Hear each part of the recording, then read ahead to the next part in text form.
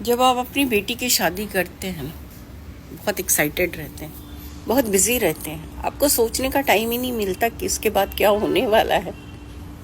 जितनी जितने लोग भी मुझे सुन रहे हैं जिनकी बेटियां हैं, जिनकी शादी हो गई है या शादी होने वाली है,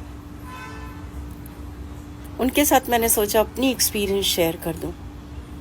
जब मैं अपनी बेटी की शादी कर रही थी, मैं इतनी बिजी रहती थी कि मेरे पास टाइम ही नहीं होता था कि उसके पास बैठूं मैं, क्योंकि रिलेटिव्स हैं और अरेंजमेंट्स है, उसमें व्यस्त रहती थी। बहुत खुश थी, शादी हो रही, मेरी बेटी दुल्हन बनेगी, ससुराल जाएगी, हर एक लड़की का सपना होता है। शादी हो गई, चली गई, घर वापस मैं आई तो एक खालीपन सा हो गया। तब मैंने रियलाइज किया कि मेरी बेटी की शादी हो गई। फिर मैंने सोचा, अरे वो हॉस्टल में भी तो रहती थी, आती थी, कुछ दिनों के लिए चली जाती थी, वैसे ही इसको भी ले लेते।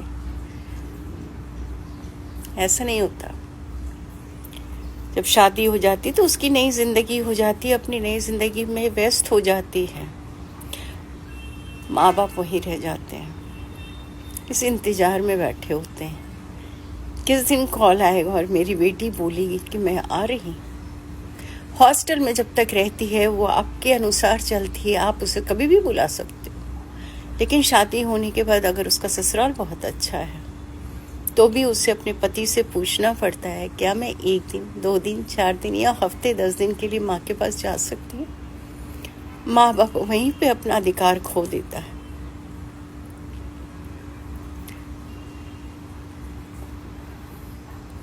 बेटी की शादी बेशक करिए, बहुत खुशी से करिए, लेकिन उसके बाद का जो खालीपन हो जाता है ना, क्योंकि बेटी आपकी बेस्ट फ्रेंड बन जाती है, जिसके साथ आप उठते हैं, बैठते हैं, हंसते हैं, गाते हैं, मार्केट जाते हैं। अचानक से वो कहीं खो जाता है।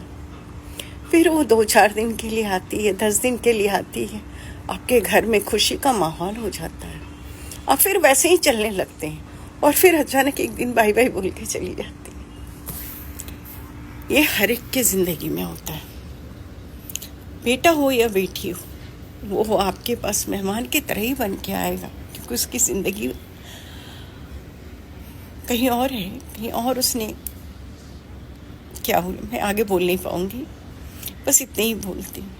जब तक बच्चे हैं ना, हंसी खुशी समय बिता लीजिए।